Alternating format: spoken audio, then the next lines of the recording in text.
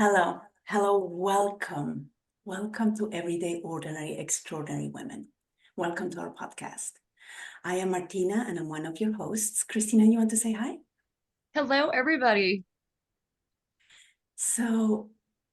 And sorry, I didn't say that. Christina is our other host. I'm a little befuddled this morning, so all good. We were inspired to create this podcast after pondering this question. What would the world look like where we can be inspired by every person? And usually we are very quick to compare and judge ourselves and others. And when we do that, everybody's losing. Everybody's always losing. So depending on my point of view, I can feel either small and significant, or I can come out because I feel lacking, actually small and insignificant because I come out lacking, or arrogant and dismissive because I feel superior. And those are the only two options. And neither of those options make us feel great. So here's our thought. Someone's everyday normal is someone else's extraordinary. Judgment comes from first impressions, and we invite you, the listener, to go beyond first impressions and see the magic everywhere. There's inspiration at every corner, in everyone, if we're willing to look. And today we're here with Yvonne. And Yvonne has been married for over 20 years, and she's a proud mother of 2 and a grandmother of 3. And she loves creating through writing, singing, handcrafts, and gardening. And you can find her hiking in Arizona, reading, teaching, watching sunsets, entertaining beloved friends, or dancing, always dancing, right, Yvonne? And Yvonne has been educating people, children and adults, for over 30 years through multiple modalities. And right now, her main focus is in yoga, different yoga practices. And she aspires to live an awakened life and to guide others to discover, practice, and receive inner wisdom, alchemy, that is healing, and divinity. So welcome, Yvonne. Do you want to introduce yourself? Anything else you want to say about yourself? Thank you, Martina and Christina. It's a pleasure to join you this morning or today, wherever you are. I would say the only thing I would add initially is I really love to focus on practices of deep rest and restoration, ones that are soft and help us to remember who we truly are, and remember and find our divine light. So that's my passion, that's my goal and my aspiration for both myself and for others. So thank you for inviting me. Beautiful, beautiful. I've met you, I think about a year and a half ago, it's now, right? Yeah. And you have grown in ways that it's almost like unimaginable. Like the growth and the expansion and more and the coming into yourself has been such an honor and privilege to watch and be part of. And I almost want to thank you on behalf of everyone for doing that, right? It's sorry, don't mean to be arrogant. It's just really on behalf of the world. We really need every person to take ownership of who they are. So thank you for that. Now, if we really knew you, what would we know about you?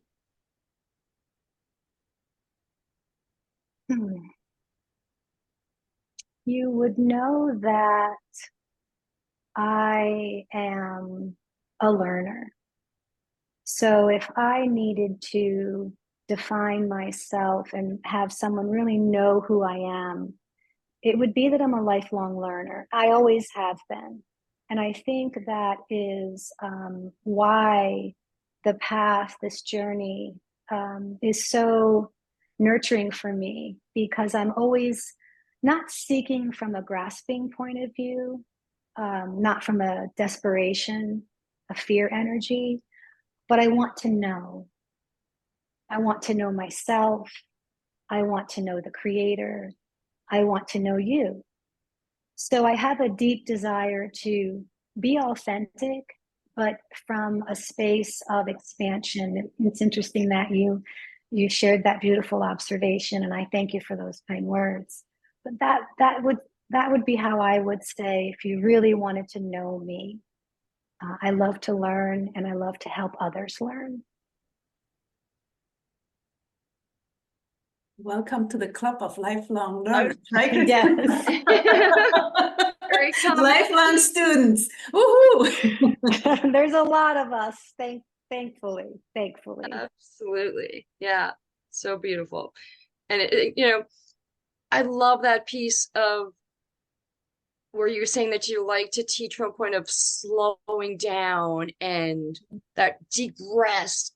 And I think in a society where we're so fast-paced and driven, that to have someone teach you to stop and embrace that deep rest and restoration and slowing down is so important. And so thank you for that piece that you bring and the magic that you bring.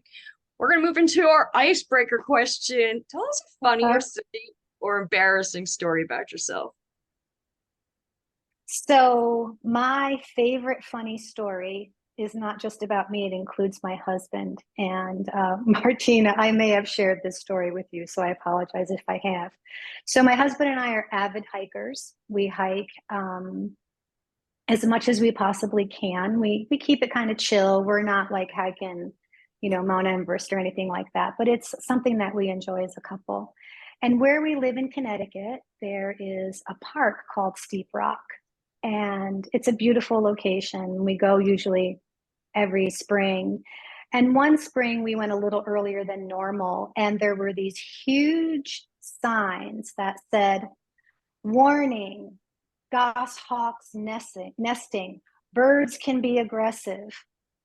And I said to my husband, I don't think we should go down this trail today. And he is a man of habit. He likes routine. He likes his routine. And he's like, oh, that's just, how big can they possibly be? I think we should go anyway. To which I replied, I'm just letting you know, I think this is a terrible idea and we should go another way. Oh, you're overreacting. We'll be fine. We go about a quarter mile, maybe half a mile down the path, and all of a sudden you hear, caw-caw, caw-caw. We're looking up in the trees, and I'm like, Wayne, we have to turn around. He's like, we're fine. They're just making noise. They're just warning us. We go a little farther. Caw-caw, caw-caw. So I'm getting more and more nervous. To shorten the story, the birds start swooping down, and I keep warning him, we really need to turn around. It isn't until one of them comes flying at him with their talons in his face that he finally says, "We should turn around." So I have hiking poles. He does not. He's like, give me your poles.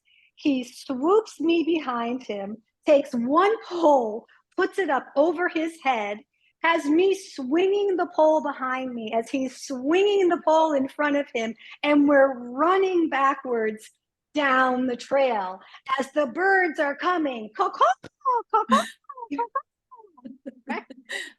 We don't run anymore. We used to be runners. We ran. We get to the end of the opening again, and this is my favorite part of the story. We both drop the poles and burst out laughing and simultaneously say, this is going to make the best story ever. And it has. I imagine. And the good thing is that it was down, that you were coming uphill so you could run downhill. Can you imagine the other way around? Yes, Wow. my favorite funny story. Oh, that is a good And one. I might want to know, I did not know up until that point whether or not my husband would save himself or me first. So it was wonderful to know that his protective instincts kicked in. So good job. That was great. That was beautiful too, right? On so many levels. Yeah, Yes. beautiful. Yeah. Beautiful. But Yvonne, does he listen to you now? Oh, it depends. It depends. Not typically, but you know, he's getting Mhm. better. It's been 22 years at this point. So you know, the learning curve is a little more narrow. It's not quite as sharp. Beautiful, beautiful. So let's just dive deep. I think we're just gonna dive deep. Okay, let's do it. What made you who you are today? Like, what is your biggest lesson, or what took the most courage, or when did you stand up for something that mattered to you? And it might be all the same, it might be different things. You can pick one or just one overall, whatever works for you. So I would say what makes me who I am today would be all of the experiences, right? So my story is long and troubled, and you know, it was not it was a difficult challenge from the beginning. Let's just put it that way. But there was always a knowing in me. There was always a knowing that something wasn't quite right, that there was something better, that there was somewhere else to be. And I think that is what the energy of the lifelong learner is there's an inner knowing that there's something more for you. And so, you know, just stumbling and falling and the ability to pick myself back up again and find the light. So, you know, recognizing this isn't okay, this is dark, this doesn't feel good. How am I going to get the hell out of here? Right? In the safest, quickest way. And so I would say that is how I became who I am today, is just trusting more and more and following that light, that guiding light, internal light, as well as the light of others, right? People that I meet like you, Martina, that moment that we met, our lights just connected and we knew one another on another level. And trusting that, trusting those relationships to bring you to wherever they need to, whether they're a short-term friendship or whether they're a long-term friendship in this lifetime, but always knowing that there's a soul connection. And for me, I would say the deepening of my journey really began in 2019 when I had a major event in my life, a work event. For privacy, I won't go into, but I had a very significant work event that caused me to go out on leave and brought me into the depths of despair, suicide, quite frankly. I was very, very broken, had pretty much given up that there was any hope that this journey I was on was going to have a good outcome. And, you know, through my practices, through my spiritual practice, my therapist, who I think is one of the many earth angels, started really doing the deep, deep, dark work, right? The work of the belly, the work deep in the womb, where the healing really lies. And just jumped in, full throttle, both feet.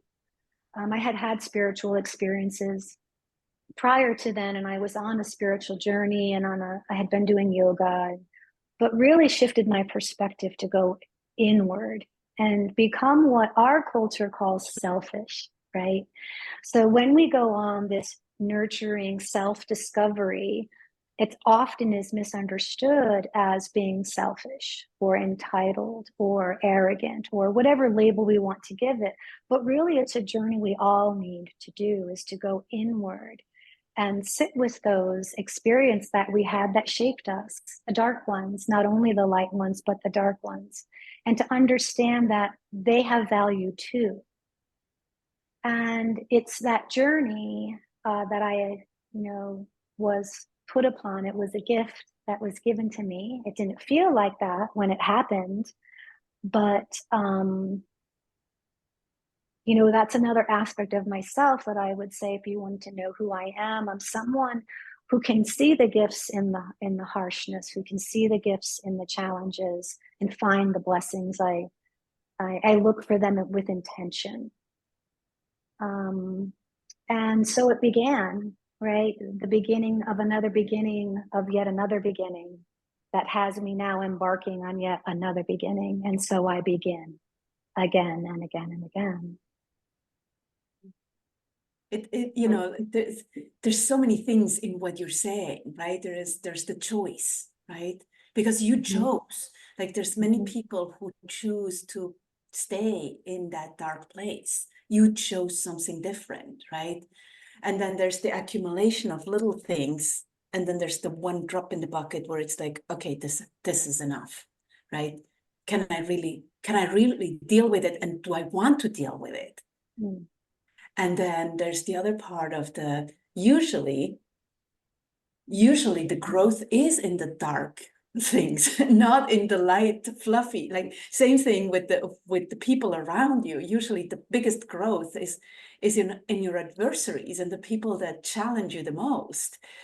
Not in the ones that love you and take care of you and cheer you on, and not that there's nothing to learn in there either, as well, but the biggest learning is usually in those areas where like, oh, that's sticky, I am not going to go there, just stay away from me, thank you very much, I'm out of here, right? And the perseverance, the willingness and the perseverance, the courage it takes to take it on over and over and over. Good for you. It's beautiful. Beautiful. Thank you. Yeah, so good. And just on the aside, some of us really need to learn to receive. So for some of us, being around those yummy people is the challenge, right? Like if you need to learn how to receive, then maybe that's what you need rubbing against you. Just putting that one out there for you. Yes. Yeah, yes. no, I would agree completely, Christina. Yes. I was thinking about that as I was formulating what I was saying, but usually it's like the dark that, I don't know, it irks us the most in a way. It just, it's the contrast, right? I don't really like to even see it as good or bad or whatever. It's just that contrast, right? The seeing things from a different perspective and seeing that there are different ways to see the problem at hand, right? Or to not even see it as a problem, but just something to learn from and move forward. So, oftentimes we get stuck in we are our problem, right? But to see it as just something to grow from is a shifts the whole piece. So awesome. and those friends that are around us, it's just like, yes, you're talking about receiving, but really knowing that we're worthy of love, knowing that we're loved, that is, sometimes even more challenging than all the other dark shit that we're going through, right? Like right. embracing our own worth and our own. Right. And how often do we all do this? And I would put myself in this category, say 5 years ago and back. And we have people in our lives that do this where, we dim our own light and we interact with others and they can see us shining brightly, right? They can see whatever the color is around us and it's beautiful and we see it, but they don't see it in their own reflection. And so when we can be mirrors for each other, both in shadow and in light, I think that is the beauty of the journey. Yeah. That's Absolutely. the beauty of the journey, right? So I'm a reflection of you and you're a reflection of me, both the light and the dark. And we need both, right? So we need the sun for the seed to grow, but the seed needs the soil. Right. As much as it needs the sun. It's both and. And that's the beauty of it when you recognize that, right? So the awareness of that, it's hard to do. I'm not saying this is an easy thing to do, but when we recognize, oh, there's a both and, I am both light and dark. I see the light in you. I see the light in me. there's a darkness that is reflected, but really that darkness reflects back to me. What shadow lies within me that I haven't shown my own light on yet, Absolutely. to bring Yeah. into acceptance and nurturance and love. Right. Right. Yeah. So Absolutely. Yeah. And even like what we get irritated in with other people is usually what we don't like about ourselves, right? And so that's exactly that mirror, yes, right? When you can start seeing that mirror and understand that, oh, I'm irritated with that woman because she's a bitch, and like, oh yeah, I'm a bitch too. Then you have way more space for people to be how they're going to be without judging and comparing and all of that yucky stuff we do. exactly. And so how I try to live my life, and I preface it that way because we're all on this journey, right? We're all still just learning and growing, and we're all perfectly imperfect, is if I believe that I'm a divine light and that I'm of the source, of the creator, of the divine, God, whatever label we feel comfortable with, and I believe that all beings are, I have to believe that it's even the being who I completely disagree with on every level. It's even the murderer and the rapist, they're living out their divine purpose. And that's a hard one. Like, that's a really hard one. But if you want to see the light, you have to see it in everyone. It doesn't mean that you have to accept it. It doesn't mean that there's not consequences and boundaries. It means that there's not fear and judgment and anger. It means I see you suffering as I see my own suffering. You're just on a different journey than I am.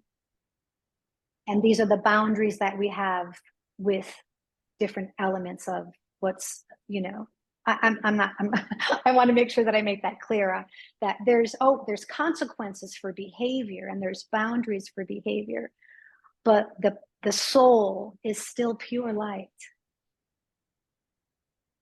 of every being. Good stuff. Yvonne, what would you say your superpower is? Superpower. I would say my superpower is the capacity for forgiveness.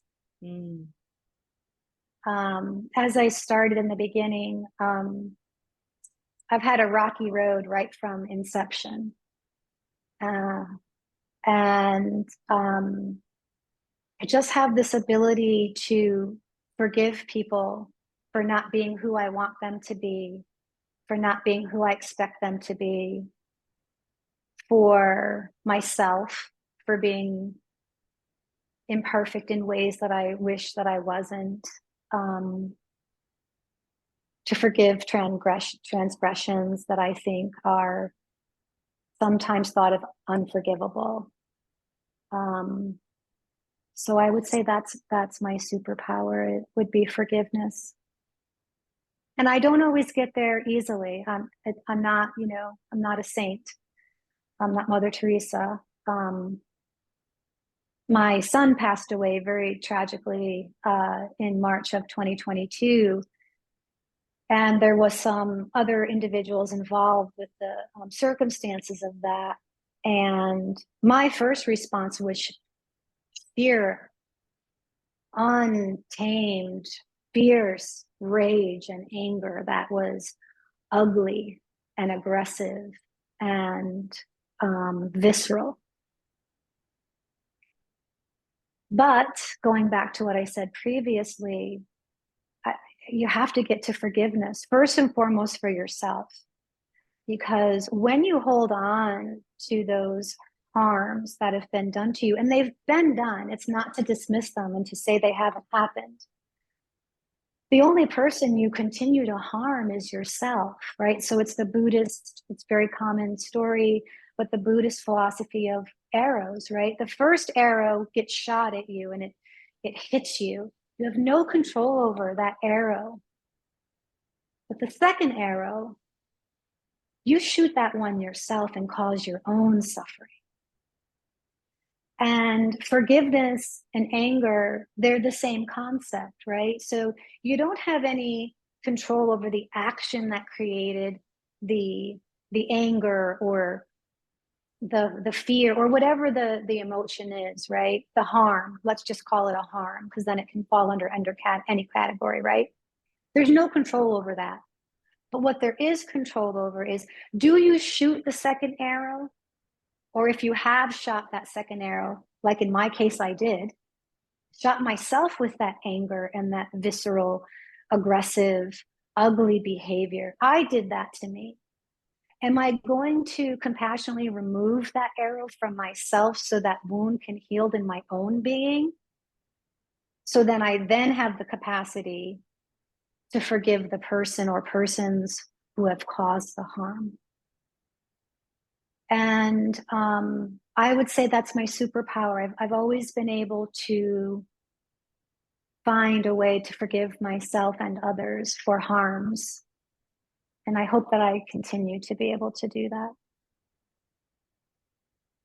Well, there's this saying of like if you hold on to your grievances, it is like drinking the poison and expecting somebody else to die, right? Yes. It's just holding on for dear life. Their life moves on. They might not even know that you're angry. They might not even know that you're upset, and you're still, or like that other story about the monks that come to the river and there's a woman there, and so the older monk picks up the woman, carries her over the river, puts her down, and 5 miles later the younger one says, "Gee, I cannot believe you did that. That was wrong." And he's like, the older one says, "Well, I put her down at the river. You're still carrying her," right? It's that, it's like it is something so personal, right? It's not out there. So, and most often, and you said it exactly, Martina, most often the people that have caused us the harm, they're not constantly obsessing about the harm. Maybe they are. I mean, I have obsessed about harm I've caused others, but not to the degree that I do it for my, they don't even know. So what energy is being expelled here? My own energy that I could be using for my own alchemy, my own inner healing.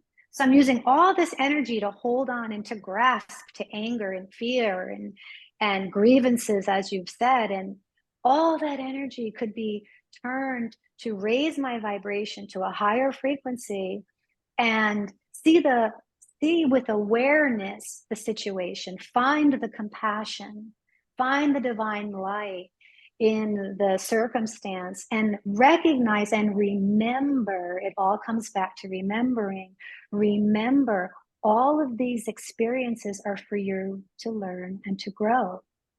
And forgiveness is a hard one, and I think it's one that I have a good capacity for. I don't want to say great because I still fall into the pothole.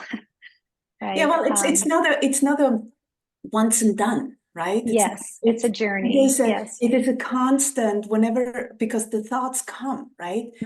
Saying thank you, goodbye, thank you, goodbye, right? And going back to what we were talking before, and you were talking about the bright shining soul of even people who do harm, right? It's maybe their job is so we can grow, right? Yes. The purpose of them being here is so they can grow.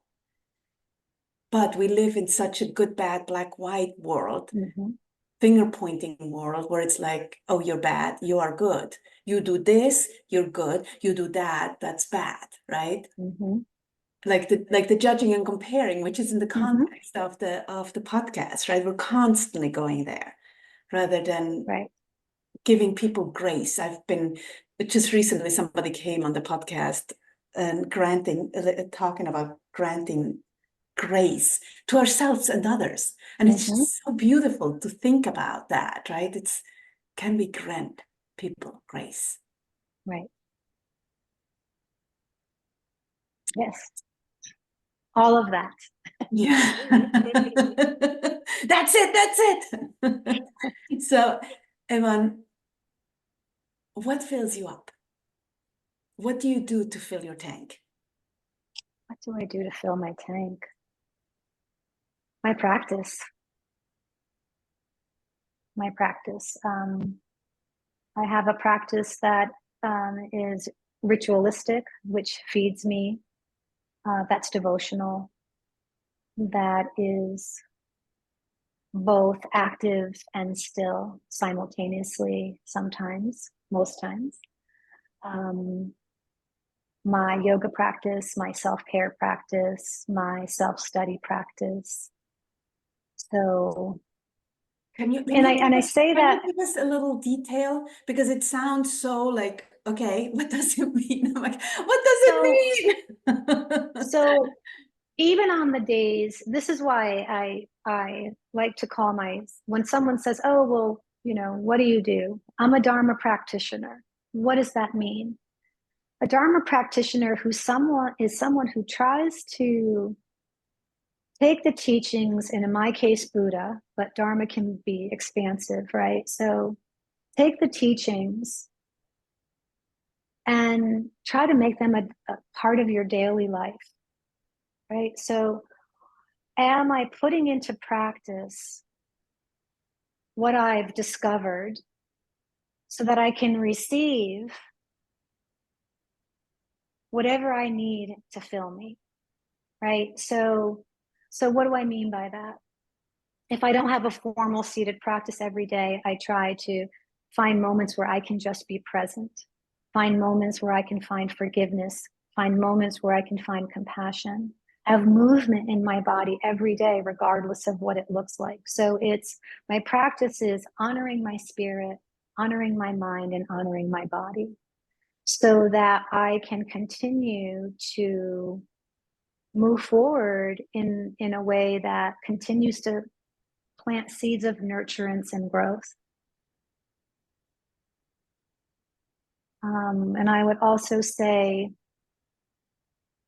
the practice is about having a softness with discipline.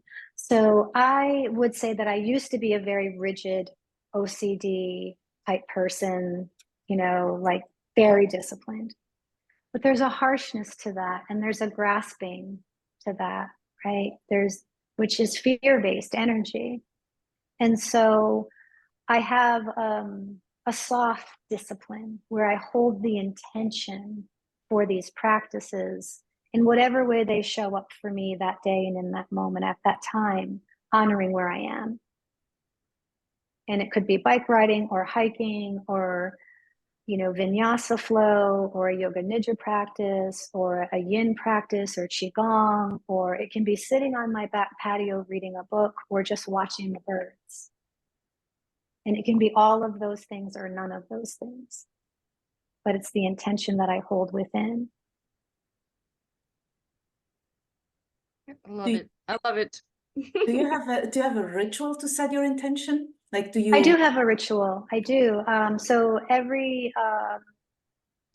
I have my primary deities are in Tibetan Buddhism, White Tara, who is um, and I'm going to simplify things, so excuse me for those people who are scholars, and she didn't give enough information, but it's a podcast and we have a limited time. So White Tara primarily is the bodhisattva of the Taras for compassion and healing. And Kuan Yin in the Chinese tradition is the bodhisattva for love and compassion, which in the there's also a Hindu tradition, and the Christianity, it would be Mother Mary. It's basically the divine feminine in incarnations that speak to my heart at this time and in this incarnation. So, and I have a mala, which is a prayer beads. And I do either a mantra for White Tara or I do a mantra for Kuan Yin. I light a candle, which I have Agatha, which is a prayer that I've written for lighting the candle and lighting an incense. The candle brings in enlightened beings, guides, gurus, teachers, healers, helpers. And then the incense brings in ancestral beings and beloveds who have come and gone before me, both in this realm and other realms, all time, all dimensions. And I have a Himalayan bowl, singing bowl, and that is to call forth all the ancient wisdoms. So I ring the bell, ring the bowl. I sing my mantra. I begin with the Mula mantra. So the Mula mantra is an invocation of the Supreme Being, the blissful one of all joy and universal creation, who has come in human form in many ways, many times, and is always present in our heart. That is the Divine Mother and the Divine Father interwoven and together as one being. So that's my opening intonation. And then I light the candle, say my prayer, light the incense, say my prayer, do the mala, singing, reciting. So the way that I have been taught to do the mala in the Himalayan tradition is you sing it, say it, whisper it, and then you do it silently. And so I do, like I said, either the Tara mantra or the whatever mantra. Sometimes it's Soham, which is I am that.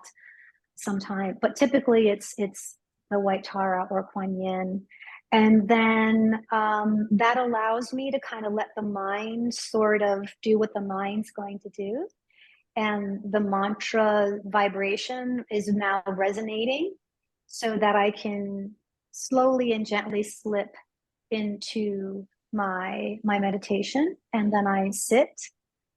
I don't set a timer. I used to, but it activates my OCD and it activates old controlling behaviors. So now I just follow my intuition. I've been doing that for about 3 years now. I don't set a timer. I just sit until I feel, until I feel like I'm complete. And this is where I will often receive downloads from my guides, whether it's a Dharma talk or a mantra or a hymn or a teaching. That's what a Dharma talk is. I should have clarified that, a teaching. Sometimes even a class to teach, a vinyasa flow or a yoga nidra will download to me, or a yin chi will download to me. So I get a lot of downloads during that time. And then I do a metta prayer, which is wishing wellness, whatever it is for the day, freedom, peace. I'm currently doing a shame sadhana, releasing shame sadhana, and a sadhana is a committed practice. So I'm doing a 30-day practice of releasing the energetic attachments of shame memories. So right now my metta is for all beings to be free of shame and the harm caused to them, to live in peace, to be free and at ease. I give gratitude to my body and for my practice, and I offer my practice to all sentient beings. And then I end with Om Shanti, which is I end with Om Shanti Shanti, which is I wish you divine peace, peace, peace. And I offer that to the universe. And then I typically do my yoga flow or go to the gym or go for a walk, whatever I'm doing for my asana, my movement that day.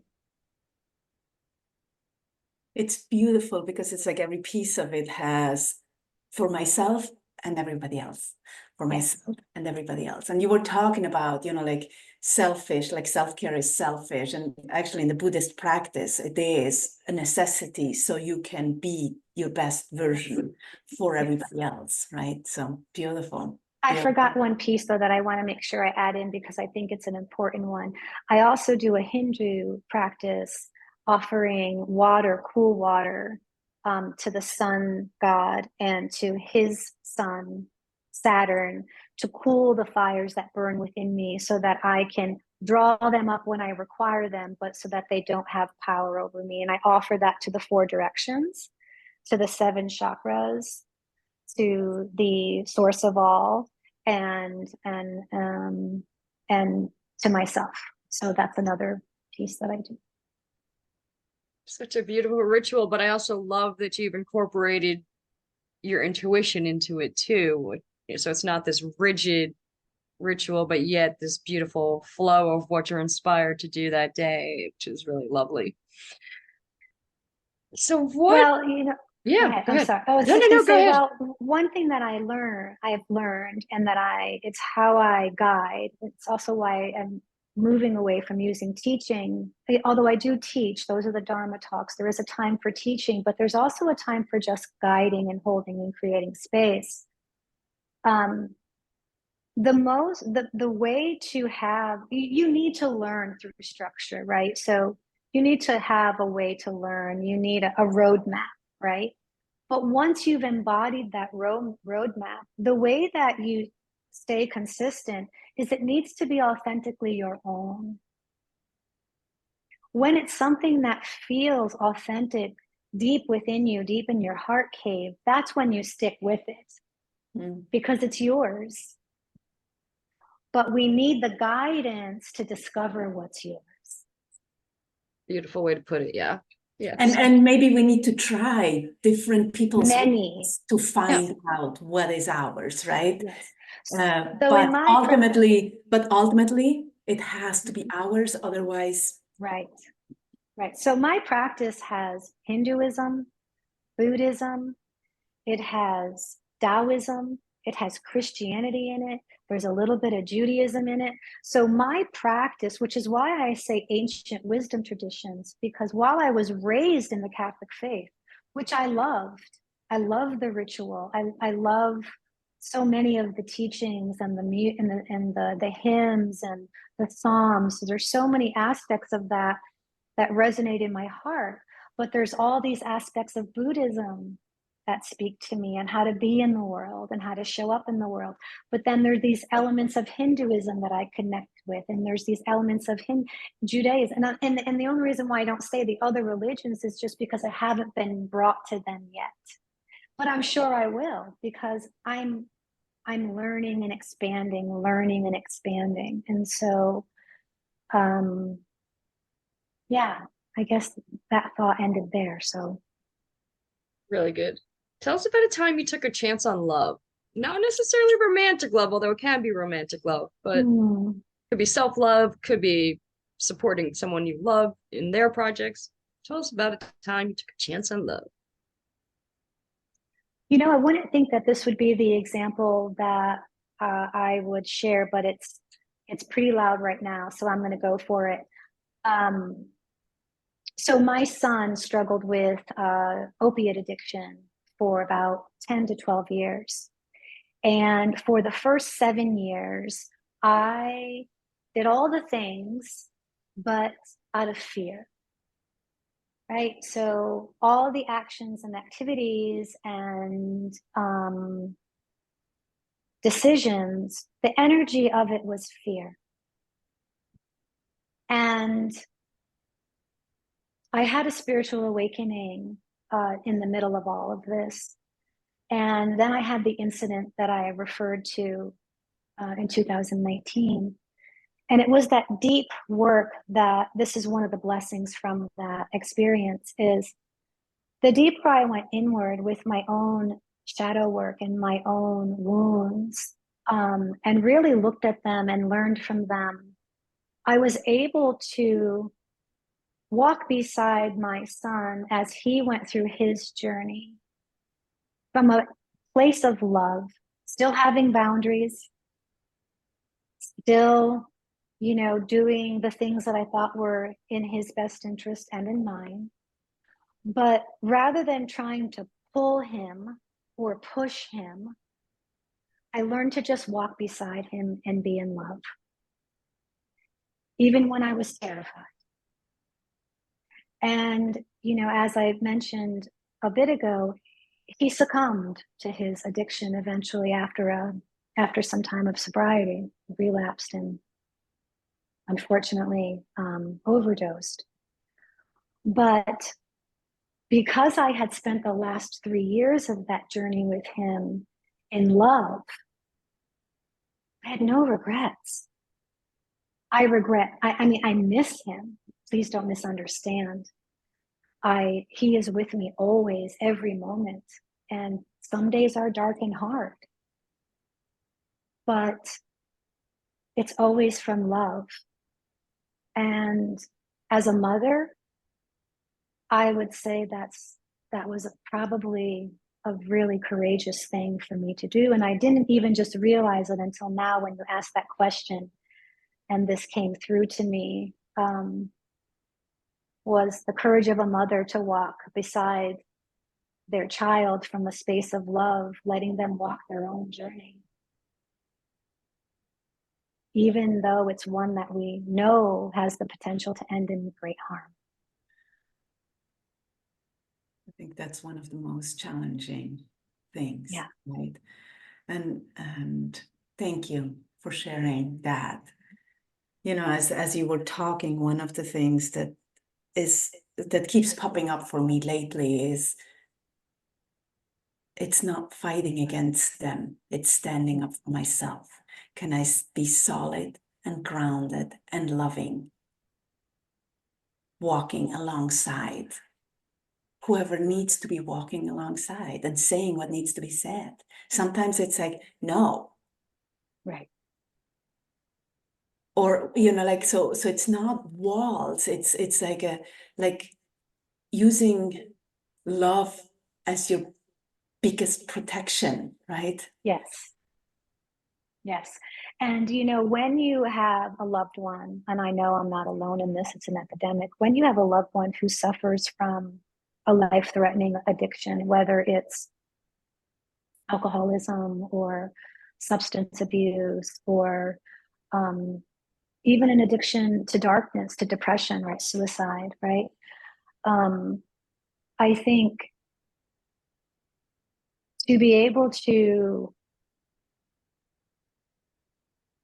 stay in a healthy place for yourself, but also have the space and capacity to be the lifeline, or, you know, it's hard. It's hard. And with my son, and you know, when you know the outcome can be the loss of this person that you love, you know, the choices become, at least for me, I will only speak for myself. Every decision I made, the question I asked myself was, if I lost him tomorrow, if I said yes, would I be okay with that? If I said no, would I be okay with that? Knowing that I'm the one who has to survive my choices. Mm-hmm. I'm the one who has to live with my choices.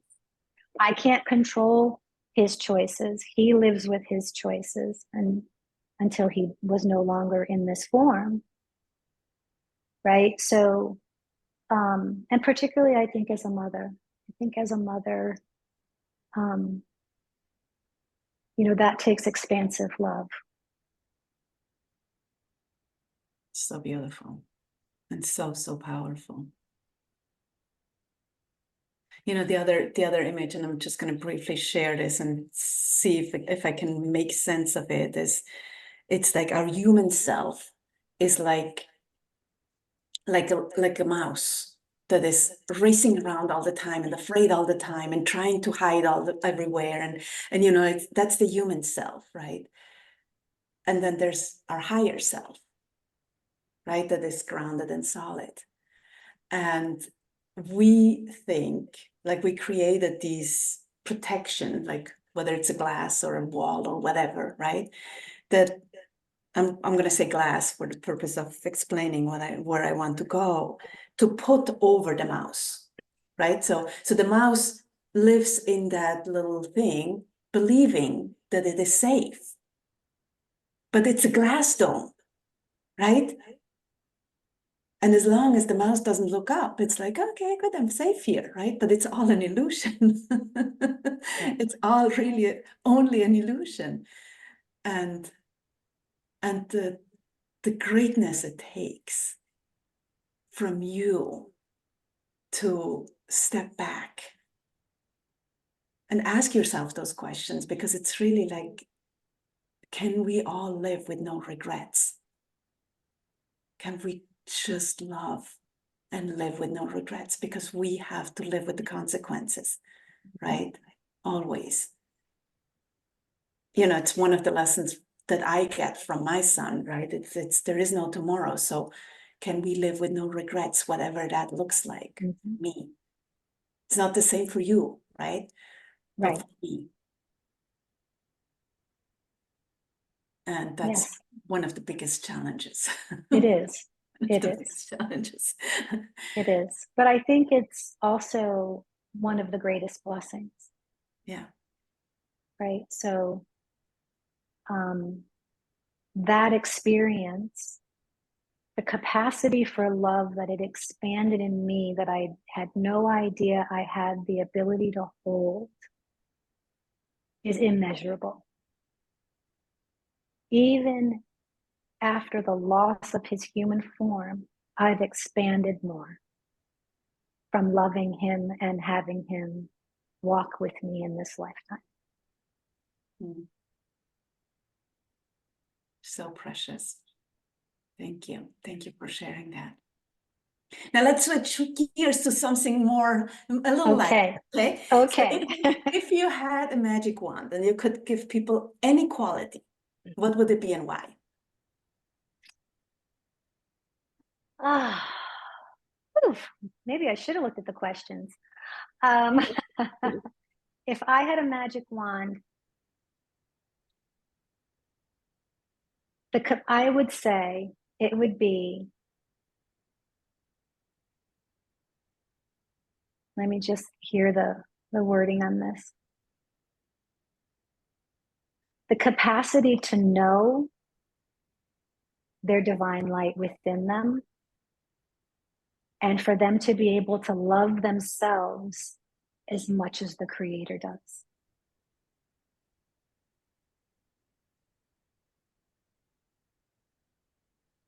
Yeah. Yeah, me.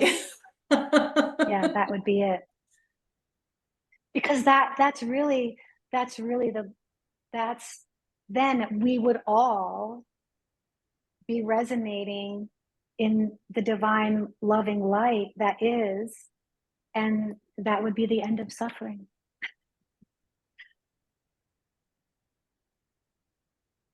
Because it would give us, not only would we would be full, right? So we're not wanting, we're not grasping, we're not jealous, we're not competitive, we're not feeling lack, we're not feeling unworthy, right? If we can't see it in ourselves, we no longer see it in another. And that mirror that we talked about at the beginning now becomes a reflection of light and light, love and love, divinity and divinity. Yeah, that would be what my magic wand did. Boop. Gives Oh, me and by the chill. way, it would be gold. It would be gold, and the light would be gold and white. Love it. Love it. We might have to start making fairy wands for people. Like as your next existence system, right? Like just remember it Yes, and yes, keep dosing our fairy dust around. yes, yes, we need that. So good. Yvonne, what are you most grateful for? What am I most grateful for?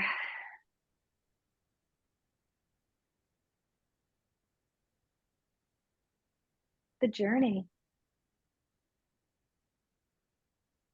Honestly, all its bumps and bruises and edges and hiccups and gaps and softness and light and colors and mystery.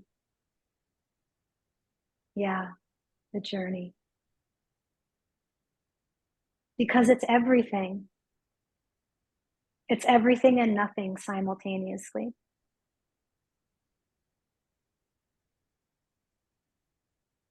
So good. So good. Mhm.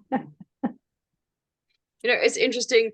A couple years back, we were hanging out with my boyfriend's a musician, and we're hanging out with a bunch of musicians. And one had just come back from Alaska.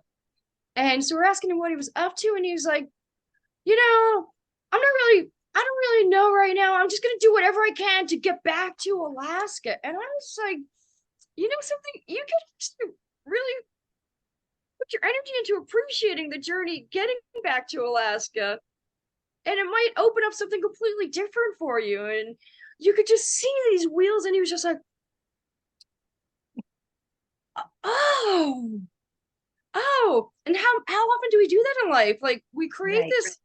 this thing we're aiming for, and then we just steamroll through life to get there without appreciating that time and everything that's on the journey.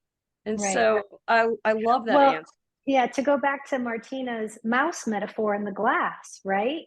We never, if we're not looking up, we're just in a glass container.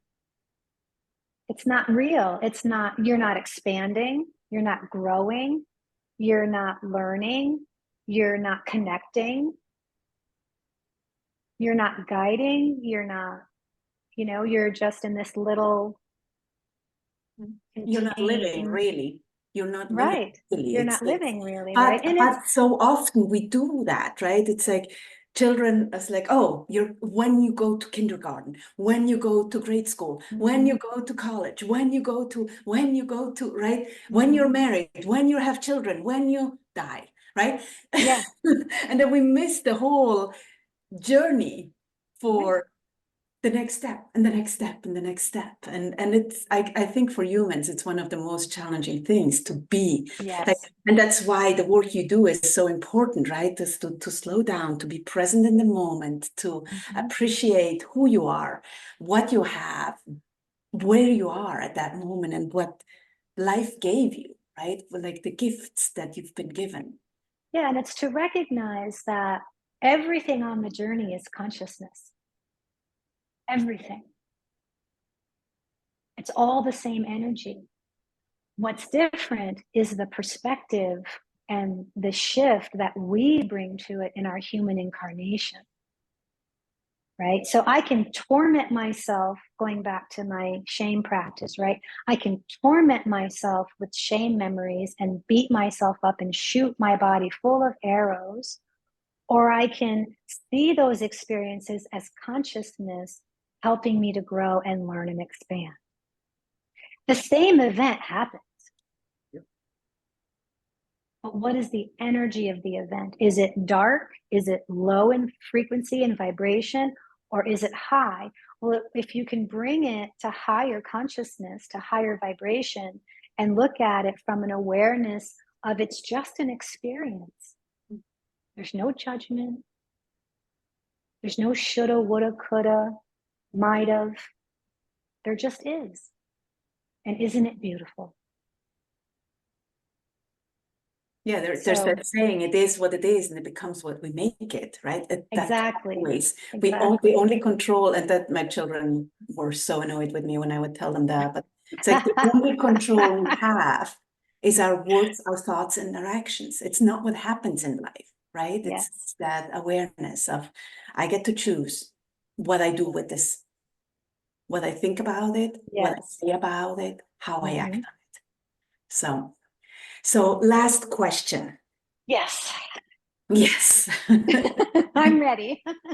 Who or what do you want to be when you grow up? Like if you could do anything, be anything, anyone, what would you do and why? If there would be no restrictions, no limitations, what would that be? A llama. A llama. Not the animal, but a Tibetan. Yeah. I was like, a llama, okay. Not the animal. Yeah. That is something that, man, if I started this journey, if I stuck to it the way that I'm sticking to it now, when I first embarked on it in 1990, maybe I would be there. But yeah, I would love to be at a level spiritually, developmentally, cognitively, emotionally, where I could guide many, many, many people on a high level to remembrance of who they are, their one true self. Yeah, that would be it. Beautiful. And I think you're there, Yvonne. I think now you just got to get out and do it. So talking about getting out and doing it, you Oh boy.